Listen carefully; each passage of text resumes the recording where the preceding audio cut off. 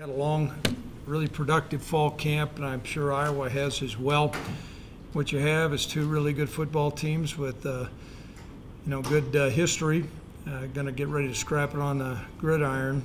Know a lot about Iowa City and all the coaches around our country. First of all, I have a great deal of respect for Coach Ferentz. He's the Dean of College Coaches.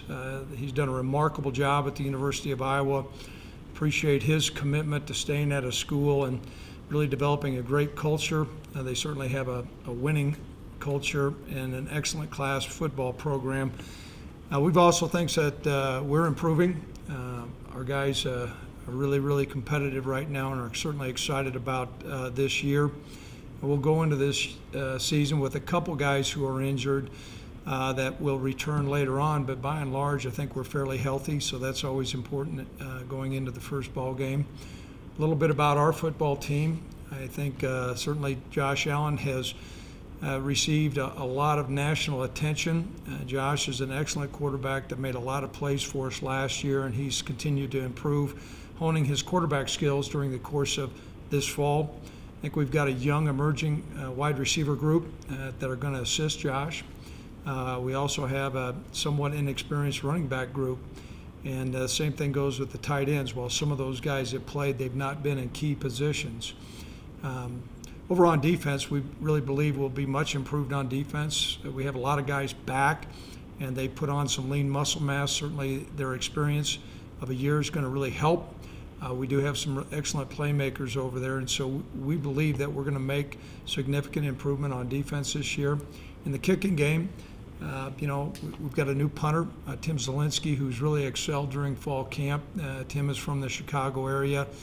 And then Cooper Roth has done an excellent job with the kicking, and we do have a snapper that we feel on point. So much of your special teams, though, are the coverage team that goes down, and I think we're deeper than what we have been. And, we do have an excellent return guy with Austin Conway coming back, and I think also that you'll see a couple excellent return guys. So, we're in good position, but nonetheless, we're playing an excellent football program and team as well. I know Iowa has released their starting quarterback, Stanley. He's a tall, angular guy that really has a great arm, and anytime you're playing against a good quarterback, you're going to have your hands full.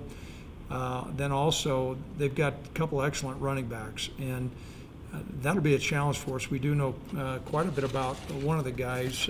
He came from Nevada. Butler is an excellent running back, and Akram Wadley is an excellent starter as well. There's no doubt they really rely a lot on their tight ends. Noah Faint is a guy that we knew a lot about from Omaha. We tried to recruit Noah. Matter of fact, a lot of their players on their team, we had some crossover recruiting. Vandenberg was in our camp when we coached up at NDSU, and he's got excellent speed. But if you really look at their offense, the thing that really drives them is their offensive line. For years they've been known as a factory for offensive linemen. They've got, I believe, 3 seniors and 2 juniors, and they're all seasoned, experienced. We do know their offensive line coach well. He had worked with us, so I'm sure Coach Polsek is going to have that group coming off the football, hard and on point. So that being said, I think we've got a great matchup. Our team and our coaches are excited about it, so I'll open up any questions anybody might have. Okay, we got some on the phone here. Anybody on the phone that has a question?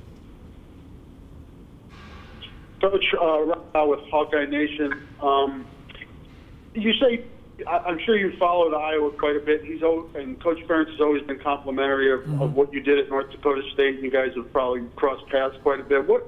When you think about Iowa football, what comes to mind just in terms of what their identity is and what you will expect from them? Mm-hmm. I think you'd say toughness and a physical mentality. Always fundamentally sound. They're going to play hard.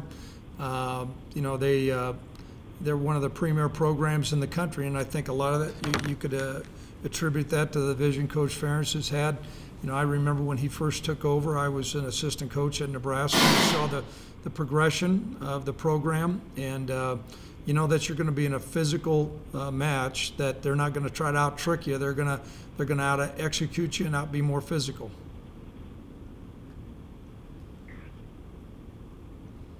Coach, this is Jeremiah Davis from the Cedar Rapids Gazette.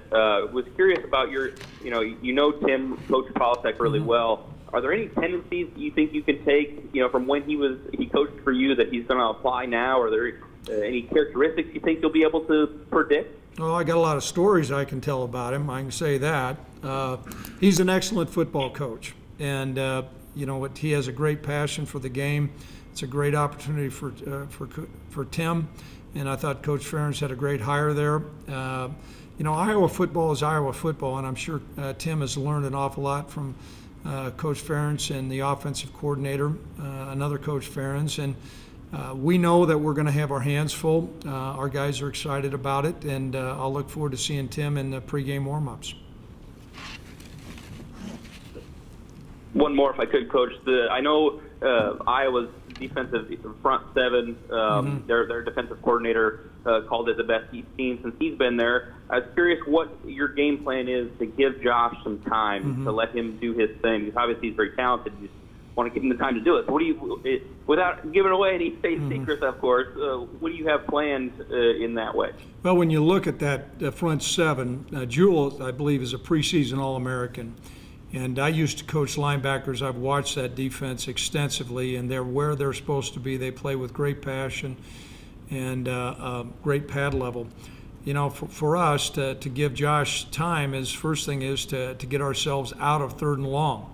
And you do that, be able to run the football, which is going to be a tall challenge for us, or not become one-dimensional. So that's going to be the biggest challenge that we have. Iowa does a great job with gap control, controlling the line of scrimmage. They tackle well.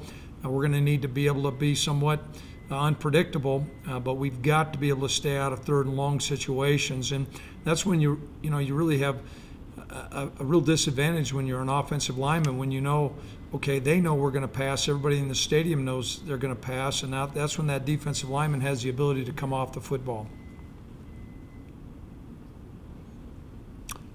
Coach Rob Howe again. You talked about Stanley before, and Iowa also has a new offensive coordinator, Brian Ferentz.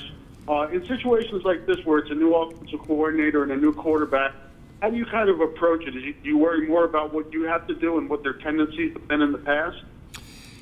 Well, they're kind of in this. We're in the same boat that they are. We've got a new defensive coordinator as well, so I'm sure they're looking and saying, okay, how this play calls is going to come out.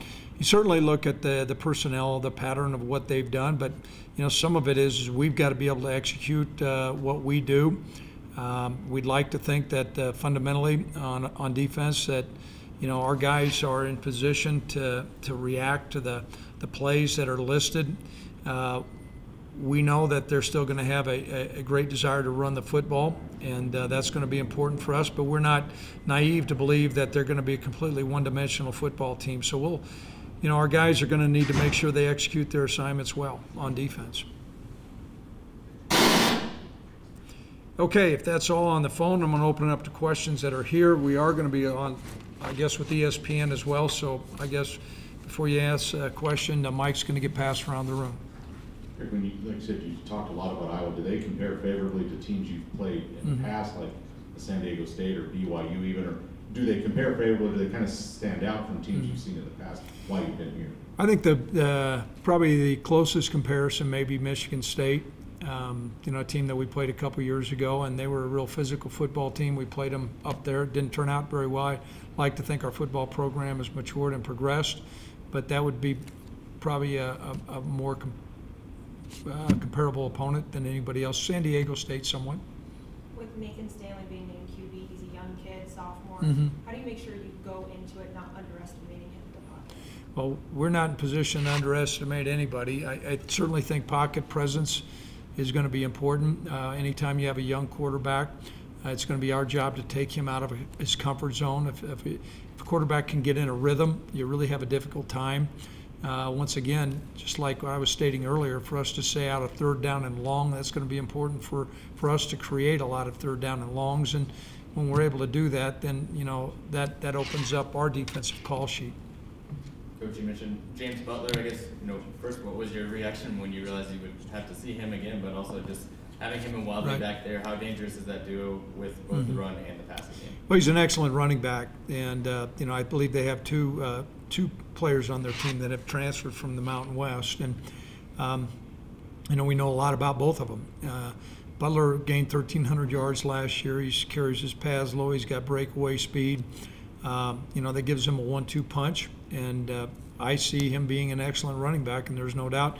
Kudos to him. He graduated, and I guess he always wanted to play at Iowa, so now he's going to have his opportunity.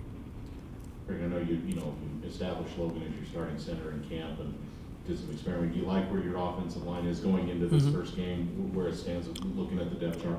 We certainly do. I think we're further along than we've been since I've been our head coach, and that's going to be important in this game.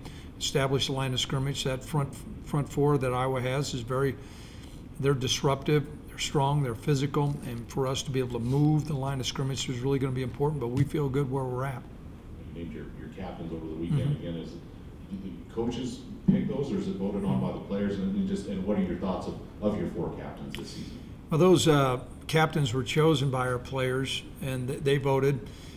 We feel really good about the leadership of those 4 men. I think that's one of the best honors a guy can get, to be chosen by his peers as a leader on the football team. And it's been my experience as a head coach, the better leadership you have on your football team, the further you're going to go. And so these 4 men, I think, are excellent leaders, and we're certainly I'll be personally excited about working with them. Craig, you mentioned Michigan State. You played Oregon that year as well. I know you mentioned during the summer that maybe you're a little bit ahead of where you thought this program would be going into your 4th year. Remembering back to where you were then, taking a team to a place like Iowa, are you far more comfortable with your program taking a team on the road to a Power 5? Well, I personally am, and a lot of it is we just know each other better. The trust factor is important. I've been in the living room of almost everybody on this football team. They believed in our coaching staff.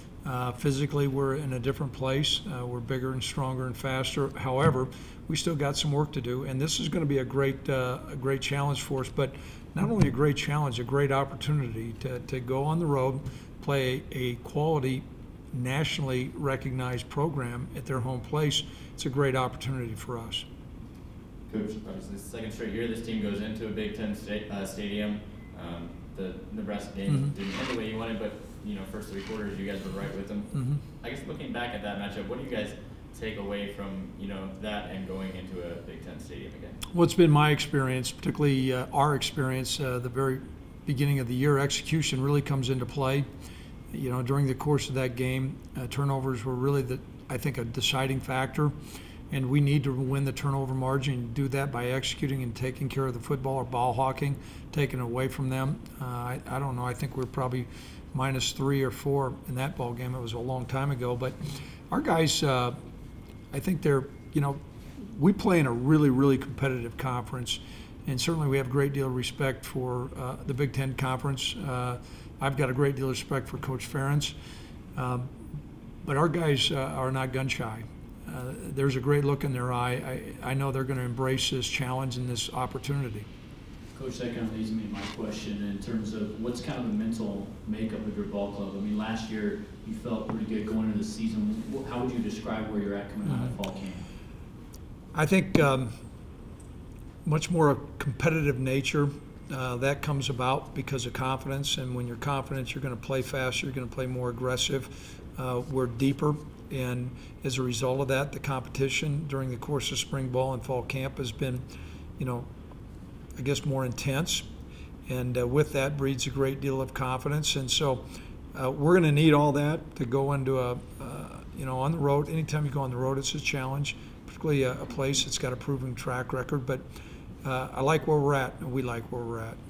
Wherever you look on Facebook, Twitter, it's #building something special. That's your guys' motto. I guess to kind of piggyback off of his question, what have you built up most coming out of spring and fall? Is it mental or physical? I think confidence, and also just, there's a bad taste in a lot of our guys' mouth. While we did some special things last year, we ended with a couple losses that were not very enjoyable. And that's putting it lightly. Josh's last pass was a pick.